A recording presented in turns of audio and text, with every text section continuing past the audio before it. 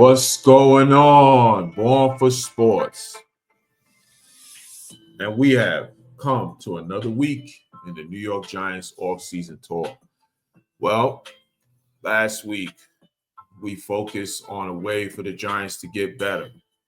We focused on what do they do if they draft a quarterback in the first round of the becoming NFL draft. Well, we still got time left down the road for that. And there's steps to improve your roster, something Joe Schoen has not done a good job of in these first 3 years of this franchise tenure that he has had along with Brian Daboll. And you heard all the stories come out last week about how Joe Schoen has treated players that he brought in and shipped out and stuff like that. You're going to see a lot of negativity coming, and as it should be, because when you're 3-14 and you've been a bottom feeder as long as the Giants have been this last 6 years, 7 years, including this regime or with the other regime as well, hey, you ain't going to get much positivity, especially in New York. So, I just look at it like, if this is going to be content that I'm presenting, in my opinion, of what the Giants can do to improve the roster, but it might not be with the results that win-loss record-wise going forward that we would expect for the Giants to do, because as we know, that schedule is brutal next year.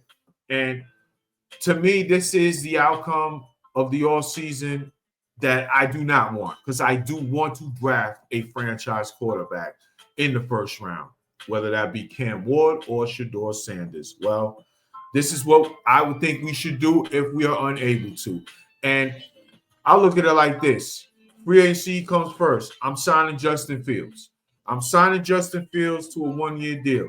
And if you look around the league, teams that have decent rosters and are not unable to, basically quarterback hell is what I call it, when you're unable to get your franchise quarterback, but your roster isn't good enough to be bad enough to get a franchise quarterback.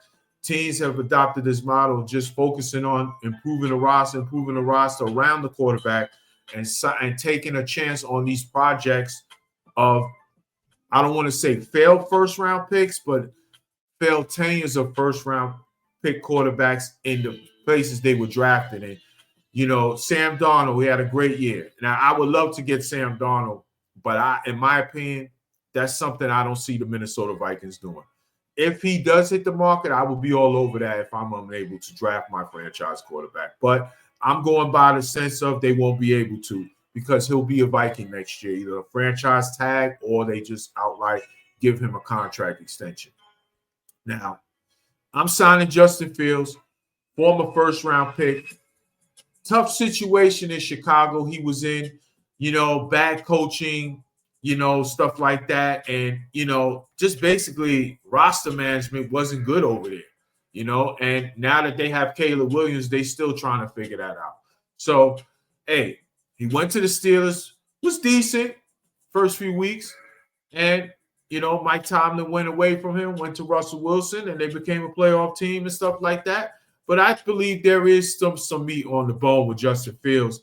And I think he will be a nice project to work with this upcoming season if we are unable to go the franchise quarterback draft way in the first round. So give me Justin Fields, man. Also, as I said last week, nothing has changed on this front.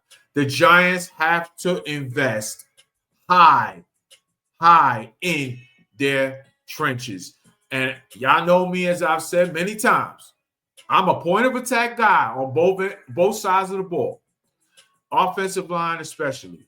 It's been too long the Giants have been bad on the offensive line. So whether it's a rookie quarterback or another quarterback, they have to invest. And I can't think of, as I said last week, of a better option if he becomes available in the offseason free agency than Trey Smith. One of the best guards in football. Make him the highest paid guard, man. That is not changed on whatever direction, in my opinion, the Giants go in the quarterback position. Also, sign DJ Reid from the Jets to be CB1. I am out on Deonte Banks being trusted to be the CB1 on this team. Is he a CB2? I don't know. We'll see.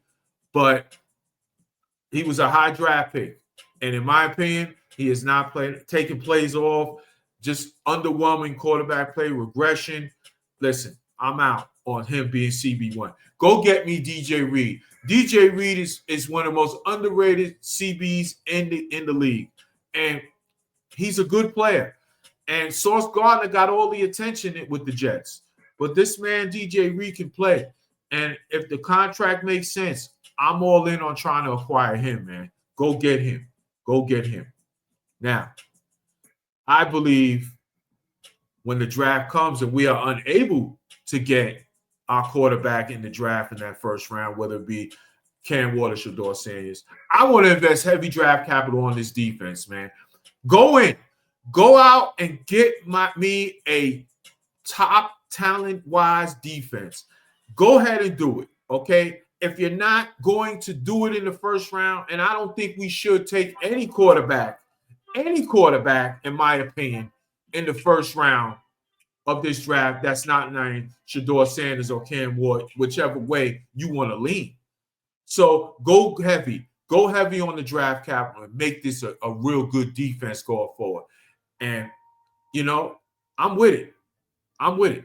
Giants will have the second pick in round 2 and the first pick in round 3. So, you know what? It's a good time to do it. So, with my pick in the 3rd overall, decide whether you want to go Abdul Carter from Penn State, who is a beast. Michael Parsons clone. This dude is all over the place, man. He was already high on my draft board even before the bowl game he's had in this college tournament last week and prior to the season, man.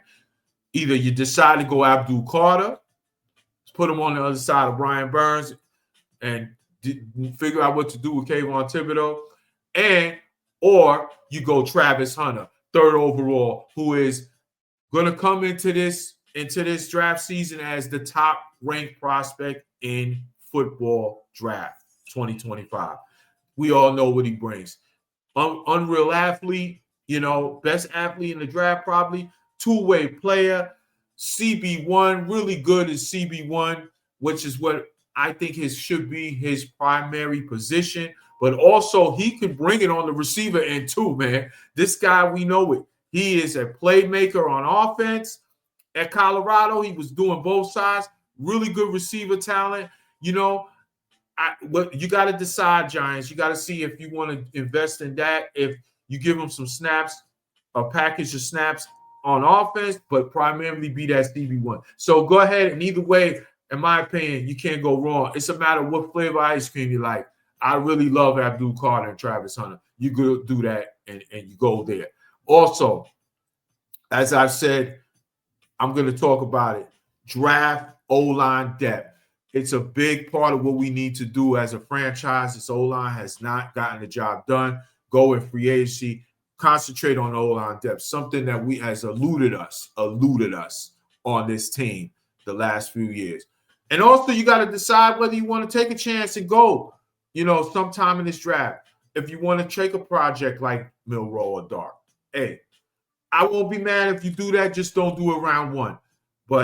And also, it's best player available first 2 rounds, man. If you want to go draft Milroe in round 2, all right, or Dart, so be it. But, hey, you got to go decide what you want to do there, man.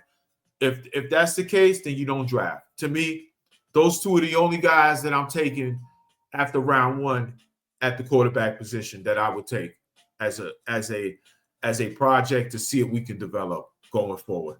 But I'm not like enamored with them. Please do not take them round 1, Joe Shane. All right. So all in all, that's what I would do.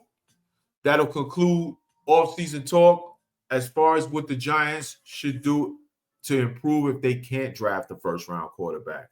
I'd appreciate you guys like and subscribe to Born for Sports. Let's go Giants.